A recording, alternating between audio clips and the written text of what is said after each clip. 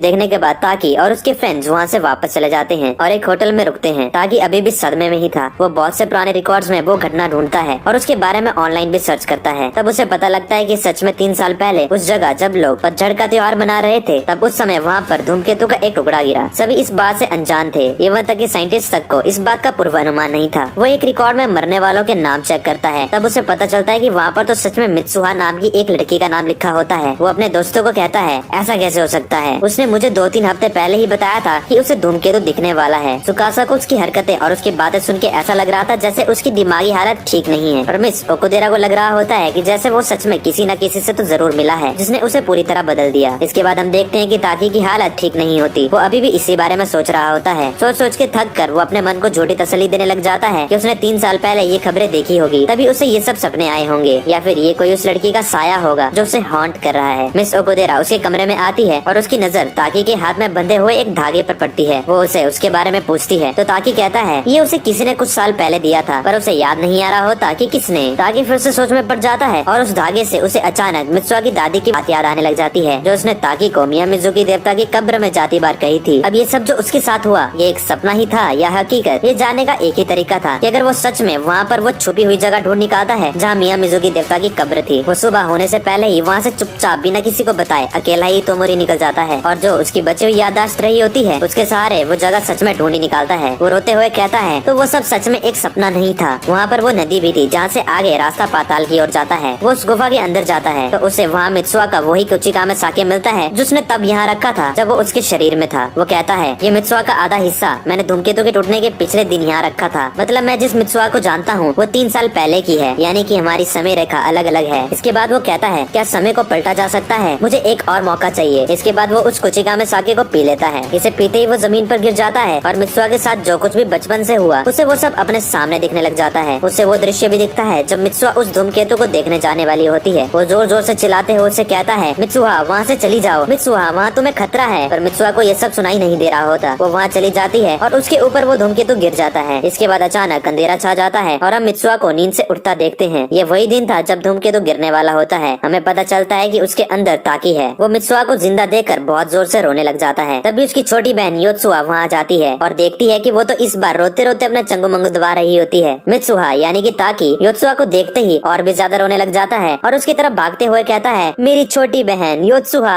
ये देखकर योत्सुहा डर जाती है और एकदम से दरवाजा बंद करके वहाँ से अकेली ही स्कूल चली जाती है। ताकी भी तैयार होकर जाने ही वाला होता है कि तभी उसकी दादी उसे देखकर कहती है तुम तो मित्सुहा नहीं हो, है ना? ये सुनकर ताकी चौंक जाता है। उसकी दादी आगे कहती है जब मैं छोटी थी तब मुझे भी ऐसे किसी और की जिंदगी जीने के अजीब से सपने आया करते थे और मुझे ही नहीं बल्कि ये मेरी माँ को भी आते थे। जितने मजे करने हैं कर लो क्योंकि जागने के बाद तुम सब भूल जाओगी। ये सुनकर ताकी दादी को जो आज रात को होने वाला होता है वो बता देता है, पर दादी को उसकी बात पर विश्वास नहीं होता और साथ ही वो उसे कहती है कि कोई और भी तुम्हारी इस बात का विश्वास नहीं करेगा। इसके बाद वो स्कूल में तेशी और सायका को ये बताती है पर वो भी इसका विश्वास नहीं कर रहे होते, पर एक दोस्त होने के नाते वो उसकी मदद करने को तैयार हो जाते हैं। ये तीनों शहर के लोगों को यहाँ से बाहर निकालने का एक प्लान बनाते हैं जिसमें मित्सुहा अपने पापा जो कि मेयर हैं उन्हें भी अपने प्लान में शामिल होने को मना लेगी। तेशी एक बॉम्ब पावर हाउस में प्लांट करेगा और साथ ही शहर के रेडियो प्रसारण को भी हैक करेगा और बॉम्ब फटने के बाद सायका रेडियो ट्रांसमिशन में जंगल में भयंकर आग लगने का अलर्ट जारी करेगी और सारे गाँव के लोगों को यहाँ से स्कूल में आने को बोलेगी क्योंकि मित्सुहा के अकॉर्डिंग ये स्कूल धूमकेतु के गिरने की रेंज से बाहर है। इसके बाद ताकी मित्सुहा के पापा के ऑफिस जाता है और उन्हें आज रात में जो धूमकेतु वाली घटना होने वाली है उसके बारे में बताता है, और उसके पापा उसकी इस बात पर विश्वास ही नहीं कर रहे होते। वो उसे डांटने लग जाते हैं और उसे पागल करार देकर किसी डॉक्टर को कॉल करने लग जाते हैं। ये देखकर ताकी को गुस्सा आ जाता है और वो उनका कॉलर पकड़ लेता है। उसके पापा भी अपनी बेटी के इस बदले बिहेवियर को देख के दंग रह जाते हैं और उसे कहते हैं कौन हो तुम, पर ताकी वहाँ से भाग जाता है। इसके बाद वो पूरी तरह निराश हो जाता है और रास्ते में उसे योत्सुहा मिलती है। वो उसे कहता है कि रात होने से पहले दादी को लेकर यहाँ से भाग जाओ, जिस पर योत्सुहा कहती है कि आखिर तुम्हें हो क्या गया है? कल तुम अचानक टोक्यो चली गई थी और आज ये सब फालतू की बातें कर रही हो। ताकि ये सुन के हैरान हो जाता है। ताकि मन में सोचता है कि अगर मैं अभी यहाँ हूँ तो इसका मतलब मित्सुहा उस गुफा में मेरी बॉडी में होगी। इसके बाद वो मियामिजुकी देवता की कब्र की तरफ जाने लगता है। वहीं दूसरी तरफ हम देखते हैं कि मित्सुहा को भी ताकी के शरीर में उस गुफा के अंदर होश आ जाता है। वो हैरान हो जाती है कि आखिर ताकी यहाँ क्या कर रहा है। जब वो अपने सामने का नजारा देखती है तो उसकी आंखें फटी की फटी रह जाती है। वो देखती है कि उसका पूरा गाँव खत्म हो चुका है। वो घबराते हुए कहती है तो इसका मतलब मैं मर चुकी हूँ। और इधर ताकी भी बस उस जगह पहुँचने ही वाला होता है। वो मन में सोच रहा होता है कि इसका मतलब मित्सुहा मुझसे मिलने आई थी, पर क्योंकि उस समय मैं 3 साल पहले का ताकी था तो मैं उसे पहचान नहीं पाया होगा। और साथ ही हम भी वो सीन देखते हैं जब मित्सुहा ताकी को मिलने के लिए अकेले टोक्यो आ जाती है। वो ताकी को बहुत ढूंढती है पर एट द एंड उसे वो एक ट्रेन में मिलता है। वो ताकी के सामने ही होती है। वो ताकी को उसका नाम लेके पुकारती है पर ताकी उसे पहचान ही नहीं पाता। ये देखकर मित्सुहा बहुत एम्बेरस हो जाती है और मन में सोचती है कि ऐसा कैसे हो सकता है। जैसे ही ट्रेन का दरवाजा खुलता है वो धक्के की वजह से ट्रेन से बाहर निकल जाती है और तभी ताकी उससे उसका नाम पूछता है। वो अपने बालों से अपना धागा निकाल कर उसे देती है और कहती है मित्सुहा।